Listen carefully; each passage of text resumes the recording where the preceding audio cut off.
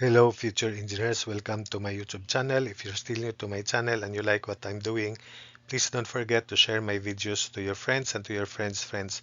That's one way you can keep me going, inspired, and refreshed. Now, if you find my videos interesting and important to your studies, also please don't forget to subscribe. Problem 100, a 50 millimeter diameter orifice is on the bottom of a closed right circular cylindrical tank, 0.75 meter in diameter and 2.4 meters high. It contains water at a depth of 1.8 meters. The airspace in the tank is subjected to a pressure of 40 kilopascals, which remains constant as long as there is water in the tank. If it takes 20.5 seconds for the water surface to drop by zero point 0.6 meter, Part 1, determine the value of the coefficient of discharge of the orifice. And Part 2, if the tank is open at the top, assuming normal atmospheric conditions, determine the time needed in emptying the full tank. So for our solution, let's have the figure to help analyze the problem. And the radius of the tank is 0.375 meter. So this is the situation. And for our solution, so let's have the formula time for this case where area S is constant is from the derived formula 2 times area S, quantity square root of H initial minus square root of H final all over kaotog, where kaotog is coefficient of discharge, area of orifice, square root of 2G from the derived formula. Although the general formula is integral of area S dH over Q out, and the outlet flow is through the orifice. The formula is kaotog with the head C area O square root of 2GH for the discharge, but for the derived formula, it is just C area O square root of 2G because area S is constant.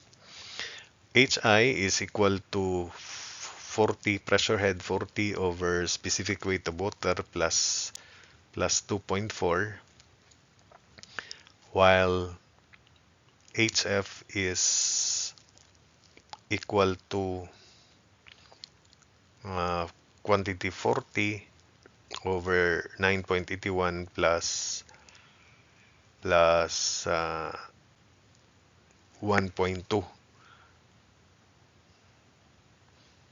because the original depth is 1.8. So if it drops by 0.6, the final depth would be 1.2.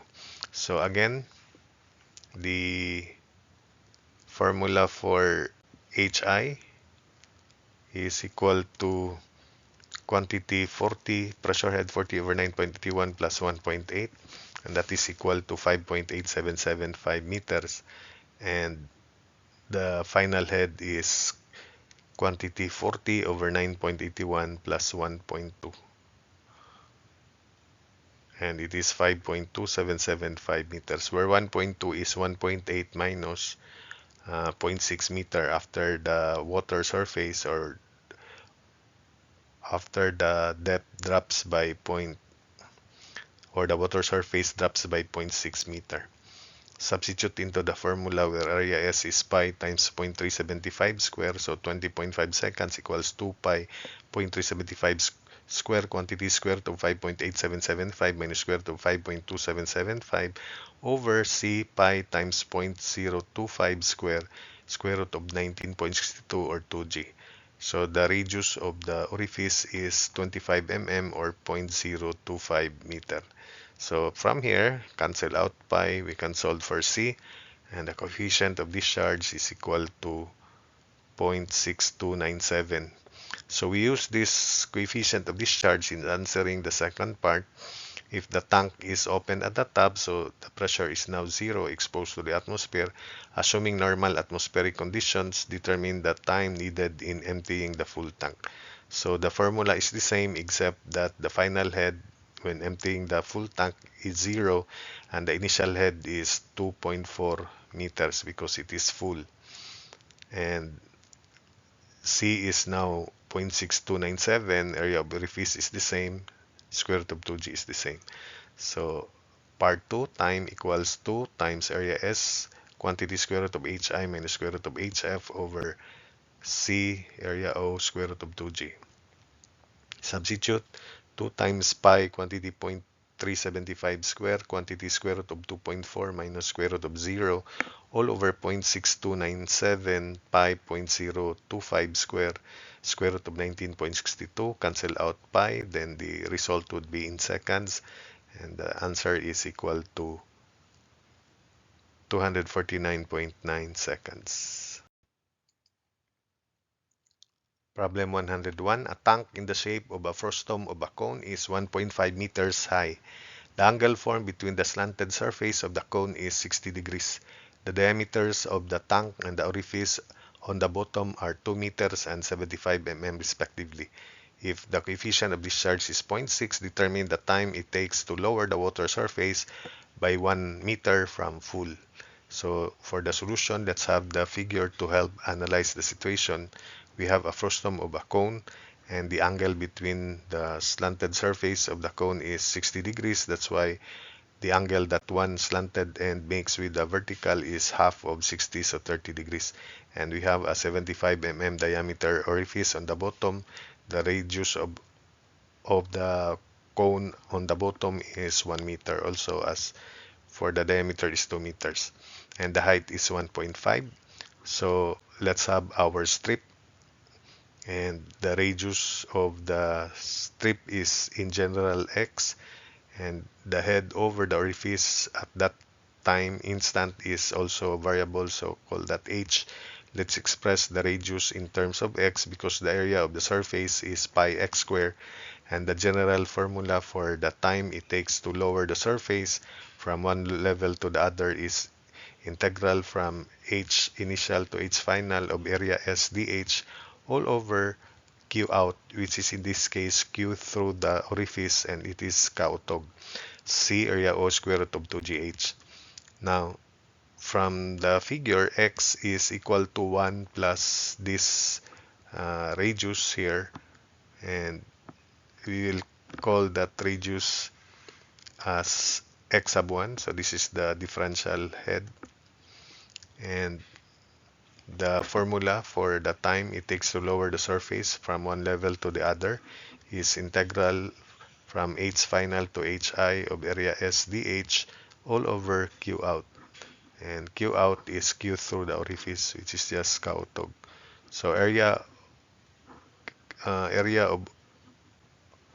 of the water surface is pi x squared, and x is from the figure 1 plus x sub 1, and x sub 1 is because tangent of 30 degrees is x sub 1 over h, so x sub 1 is h tangent of 30 degrees, and tangent of 30 is square root of 3 over 3, so x sub 1 is square root of 3 over 3 times h.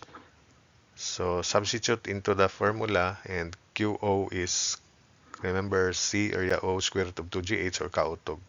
So time equals integral from 0.5 to 1.5 because the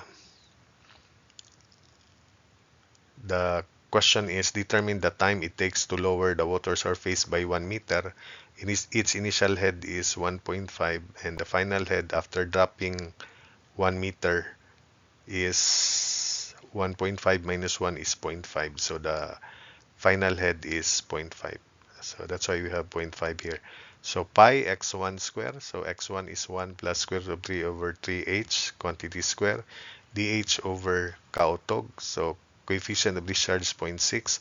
Area of the orifice pi times radius 0.37.5 mm or 0.0375 meter square, then square root of 2gh. So h is part of the radical. So we cancel out pi, and supposedly your high-tech calculator can answer this, can evaluate this integral because it is definite integral, and the calculator is allowed to evaluate that integration. Although, depending on the power of your calculator, it will take time. Now, I want to expand this, so I want to evaluate the integral manually. So I'll cancel out pi and write 1 divided by this constant here, except for h, and I expand this binomial. So the constant the constant is 267.5696, integral from zero point 0.5 to 1.5. Then if we expand this, this is 1. The first term is 1 in the expansion of this binomial. And 1 divided by square root of h is h to the negative 1 half, or 1 over square root of h. So h to the negative 1 half. The second term is twice the product of these two terms. So 2 square root of 3 over 3h divided by square root of h. So 2 square root of 3 over 3 h to the 1 half. Then the last term is 1/3 h square. 1/3 h square divided by square root of h is 1/3 h to the 3 halves. So 2 minus 1 half is 3 halves. Then evaluating this is 2h to the 1 half. So 267.5696 is 2h to the 1 half. This is h to the 3 halves over 3 halves, or 2/3, so 4 over 9 square root of 3, h to the 3 halves, and this is 1/3 times h to the 5 halves over 5 halves, so 2/5. 2 over 5 times 3 is 2 over 15, h to the 5 halves, from 0.5 to 1.5. So evaluating manually, t is 267.5697, quantity 2 times 1.5 to the 1 half plus 4 over 9 square root of 3 times 1.5 to the 3 halves plus 2 over 15, 1.5 to the 5 halves, then minus quantity 2 times 0.5 to the 1 half plus 4 over 9 square root of 3 times 0.5 to the 3 halves plus 2 over 15 times 0.5 to the 5 halves, lower limit. So substituting t equals 267.5697, the value of this first term is 4.26113, and the value of this second, after we substitute the lower limit, is 1.70995. Finally, we can now compute the time in seconds, and it is equal to 674.6 seconds, and this answer should be the same answer if you evaluate this using your high-tech calculator.